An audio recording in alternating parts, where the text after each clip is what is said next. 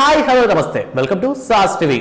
ఈ మధ్యకాలంలో మనం కానీ చూసుకున్నట్లయితే మూవీ ఇండస్ట్రీకి సంబంధించినంత వరకు ఒక కొంతకాలంగా ఇంచుమించు కొన్ని సంవత్సరాలుగా నార్మల్ గానే మూవీ ఇండస్ట్రీలో ఏంటంటే నెపోటిజం అనేది కామన్. సో హీరో కొడుకులు హీరోలు అవడం, డైరెక్టర్ కొడుకులు డైరెక్టర్లు అవడం, ప్రొడ్యూసర్ కొడుకులు ప్రొడ్యూసర్లు అవడం. సో ఈ విధంగా వాళ్ళే నడుస్తున్నటువంటి టైంలో మధ్యలో మన మెగాస్టార్ చిరంజీవి గారు లేదా mass Maharaja Raviteja and recent గా మనం కానీ చూసుకున్నట్లయితే natural star Nani so without any background తో ముందుకు వచ్చి మొత్తమే సినిమాలో సక్సెస్ఫుల్ గా రాణిస్తున్నటువంటి వ్యక్తులు. బట్ ఓవరాల్ గా మనం కానీ చూసుకున్నట్లయితే కేవలం నాన్ బ్యాక్గ్రౌండ్ అంటే ఎటువంటి బ్యాక్గ్రౌండ్ లేకుండా సినిమా ఇండస్ట్రీకి వచ్చిన వాళ్ళు జస్ట్ వేల మీద లెక్క పెట్టుకోవచ్చు ఇప్పుడు నేను చెప్పినట్టు. బట్ మాక్సిమం మిగతా వాళ్ళందరూ కూడాను ఈ నెపోటిజం ద్వారా వచ్చిన వాళ్ళు అంటే వాళ్ళ ఫ్యామిలీకి సంబంధించినటువంటి వ్యక్తులు ఎవరో ఒకరు సినీ ఇండస్ట్రీలో ఒక మంచి పొజిషన్ లో ఉండడం ద్వారా వాళ్ళ పేరు చెప్పారు కొంతమంది సినీ ఇండస్ట్రీలోకి వచ్చి మొత్తం మీద కొంతమంది సక్సెస్ఫుల్ గా రాణిస్తున్నారు, కొంతమంది రాణించలేకపోతున్నారు.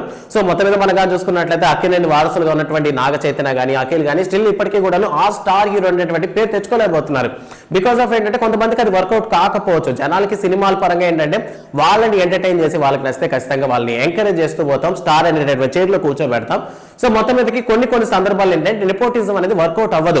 సో రీసెంట్ గా మనం చూసుకున్నట్లయితే ఈ జనరేషన్ కిడ్స్ ఎవరైతే ఉన్నారో అంటే మన నెక్స్ట్ జనరేషన్ సంబంధించినటువంటి వాళ్ళు ఎవరైతే ఉన్నారో వాళ్ళు మాత్రం నెపోటిజం లో సో తండ్రి హీరో కదా నేను హీరోనే అవ్వాలి అనేటటువంటి ఆలోచనలు లేరనమాట. సో కమిడియన్ కొడుకులు హీరోలు అవుతున్నారు, హీరోల కొడుకులు ప్రొడ్యూసర్లు డైరెక్టర్లు అవుతున్నారు అనమాట. సో రీసెంట్ గా మనం కానీ చూసుకున్నట్లయితే ఎటువంటి బ్యాక్గ్రౌండ్ లేకుండా మన ముందరకు వచ్చి మాస్ మహారాజాగా పేరు నిలబెట్టుకున్నటువంటి మన మాస్ మహారాజా రవితేజ అన్న యొక్క కొడుకైనటువంటి మహదన్ భూపతి రాజు. సో మీకు ఈ పేరు చాలా కొత్తగానే ఉండొచ్చు మహదన్. సో నార్మల్ గా మనం కానీ చూసుకున్నట్లయితే అనిల్ రావుపూడి డైరెక్షన్ లో వచ్చినటువంటి రాజాది గ్రేట్ సినిమాలో జూనియర్ రవితేజగా మనకి మహదన్ కనిపిస్తాడు అనమాట.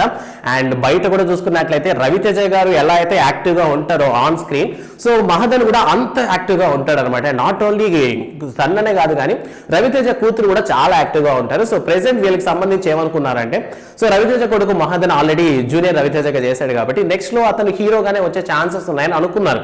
బట్ సడన్ ట్విస్ట్ ఇచ్చాడు అనమాట మన మహదన్. సో రీసెంట్ గా ఆయన ఏంటంటే సందీప్ రెడ్డి వాగాకి బిగ్ ఫ్యాన్ అంట మన మహదన్. సో అందువల్ల ఆయన తీసినటువంటి యానిమల్ సినిమా ఏదైతే ఉందో ఆయన అంత ముందు వచ్చినటువంటి అర్జున్ రెడ్డి హిందీలో సేమ్ అదే సినిమా కబీర్ సింగ్ ఎలా అయితే తీస్తారు సో ఆ డైరెక్షన్ విజువల్స్ లేదా డైరెక్షన్ యొక్క ప్యాషన్ బాగా నచ్చినటువంటి మహదన్ కి సో సందీప్ రెడ్డి వంగ దగ్గర అసిస్టెంట్ డైరెక్టర్ గా చేయాలని అనుకుంటున్నారంట. సో మొత్తం దాని తర్వాత డైరెక్షన్ వర్షన్ లోనే వస్తారా లేదంటే మధ్యలో సినిమాలు చేస్తారని గ్లామర్ పరంగా రవితేజ సన్ కాబట్టి ఆ గ్లామర్ అలానే ఉంది, ఏమాత్రం తగ్గలేదు. బట్ డైరెక్షన్ ఫీల్డ్ లో వెళ్ళాలని అనుకుంటున్నారంట. సో ఇప్పటికే కూతురు విషయం కూడా వచ్చేసరికి ఆవిడ కూడా ప్రొడక్షన్ వర్క్ లో జాయిన్ అయ్యే ఆలోచనలు ఉన్నారు కానీ ఏమాత్రం హీరోయిన్ సైడ్ వెళ్ళేటటువంటి ఆలోచనలు లేరంట. సో ఈ విధంగా మనం కానీ చూసుకున్నట్లయితే హీరోల కొడుకులు హీరోనే అవుతారు అనేటటువంటి మిత్ ఏదైతే ఉందో దాన్ని క్యాన్సిల్ చేస్తూ సో మహదన్ మాత్రం కొత్త యాంగిల్ ఎంచుకున్నాడు. సో మొత్తానికి మాస్ మహారాజా రవితేజకు ఉన్నటువంటి ఫేమ్ ఏదైతే ఉందో దాన్ని యూజ్ చేసుకుని అతను హీరోగా ఎంటర్ అవ్వకుండా అతను సొంతగా అంటే నార్మల్ గా సినీ ఇండస్ట్రీకి వచ్చిన వాళ్ళందరూ ఏంటంటే మాక్సిమం అన్ని సైడ్ నుంచి కూడా వాళ్ళకి కానీ అన్ని తెలుసుండే అన్ని విభాగాలు 24 క్రాఫ్ట్స్ కానీ తెలుసుంటే మేబీ సినిమాల్లోకి రానిచ్చే అవకాశం చాలా ఎక్కువ ఉంది పర్సెంట్ అంటే అన్ని విషయాలు తెలియటం వల్ల. సో ఇప్పటికే మనకి తెలిసిన మనకి ఇప్పటికీ బిగ్గెస్ట్ డైరెక్టర్ అయినటువంటి ఎస్ఎస్ రాజమౌళిని మన డైరెక్టర్ గానే కాదు సో యాక్చువల్గా అంత సక్సెస్ అవడానికి కారణం అంటే he's also be editor. So ఆ వర్క్ రావడం వల్లే సినిమాని ఎక్కడ కట్ చేయాలి సో ఎక్కడ ఎటువంటి సీన్స్ ఎలివేట్ చేయాలన్న విషయం మన ఎస్ఎస్ రాజమౌళి గారికి కూడా తెలుసు. అండ్ అలానే మనకి తెలిసిన ప్రశాంత్ నీల్ కూడా యాజ్ అన్ ఎడిటర్ సో ఆయన సినిమాలు కట్ చేయకపోయినా సో ఎక్కడ ఎటువంటి సీన్ కట్ చేయాలి ఎటువంటి విషయాలు తెలియాలి ఎటువంటి విషయాలు ఎలివేట్ చేయాలన్న విషయం తెలియడం వల్లే మూవీస్ అంతా సక్సెస్ఫుల్ గా రాణిస్తున్నారు.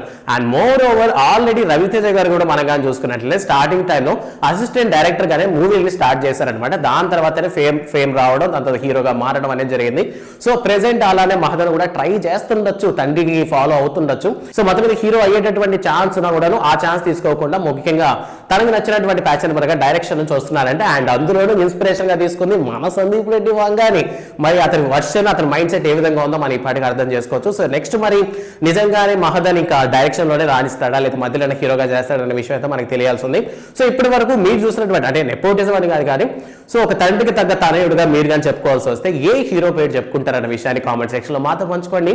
అండ్ మరిన్ని అప్డేట్స్ కోసం సాస్ టీవీని సబ్స్క్రైబ్ చేసుకోండి. Thanks for watching.